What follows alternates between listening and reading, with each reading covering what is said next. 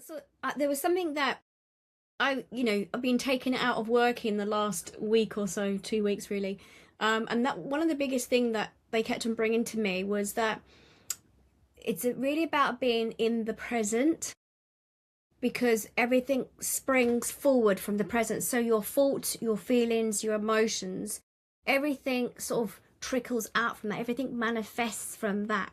So they said, how can people overthink the future, what they're worried about, what's to come, when they're not being in the present moment? Because your present energy of how you are feeling is the first and foremost of checking in with that, of how are you feeling, where are you at in yourself right now, because that's creating the future self.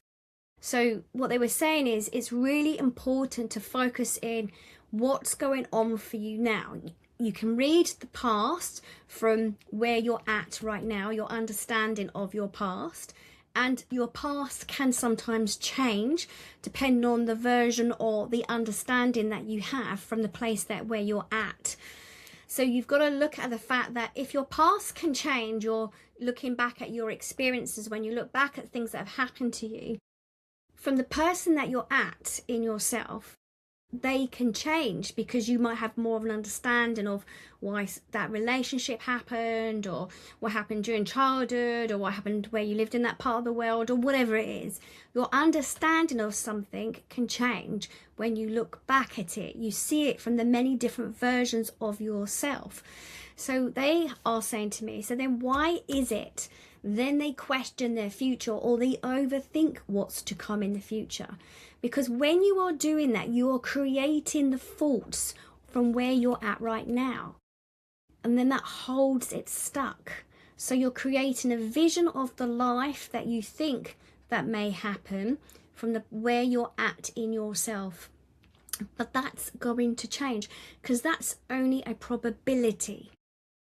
So if you keep coming back to here right now and working with that energy, it shifts internally within you. So your future shifts. So you're always going to be given probable timelines of how you move forward. But depending on where you're at right now will affect the timeline that you move into. So if you think that I'm useless, I can't do this, blah, blah, blah, or this is going to turn out this way, what happens is you're creating that prediction as you move forward. So you're stepping into that timeline of I'm useless, I can't do this. Whereas the other timeline is I can achieve anything I want to achieve, or I can do it, but I'm open to where it's going to take me. You create another timeline. So where your mind is at any given time, when you are thinking about probabilities or what may happen or what you might want to happen, you are sort of like somebody who's fishing and putting the fishing line out into the ocean, and you're going to capture it, because that is why, and that is how, because you are almost thinking it into like willing it to happen. So they said this is really important right now to explain this, that be mindful of your mind thoughts, of what you are putting out into the future, because your future self is formulating where you are right now. So it's more important to focus on how you are feeling today.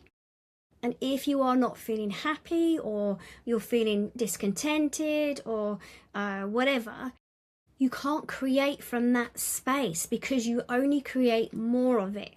There was part of me being unwell for 2 weeks that I felt so flat with energy. I had to take antibiotics, and I could feel the difference directly. The antibiotics were in my body. It really was a lower energy shift. And I started thinking, and my guide stepped in and said, stop thinking, stop. And I was like, the more I resisted, it was like me, I was explaining to somebody today, the more I resisted, it felt like I was trying to float while waggling my legs and flipping my arms about, and I was trying to float on the ocean. Whereas when I just surrendered and I listened to my guides and they said, just surrender to it, let go, I felt then I was floating on the ocean, and it all sort of moved, and it was like everything's working out as it's meant to work out. But the more I resisted It felt as if I was waggling my arms in the ocean. Not that it was physically an ocean, it's just a metaphor. That I was waggling in my arms and my legs and I couldn't keep afloat. And then they said to me, stop, just surrender, just be in this moment, just focus on breathing. And I was like, oh yeah.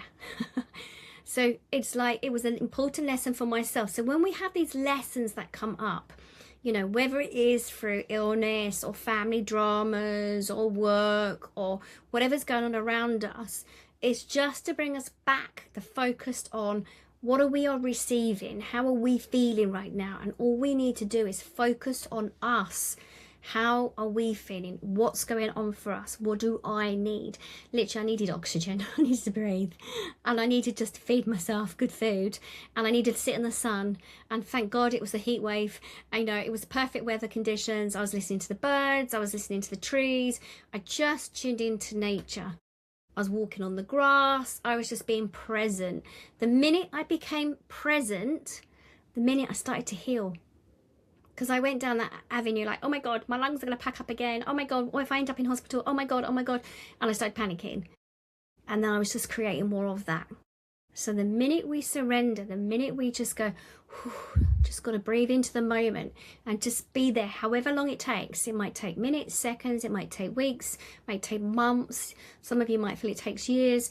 But the minute you can practice in being in the moment and just allowing for yourself to receive what you need to receive, it happens. Flick of a switch.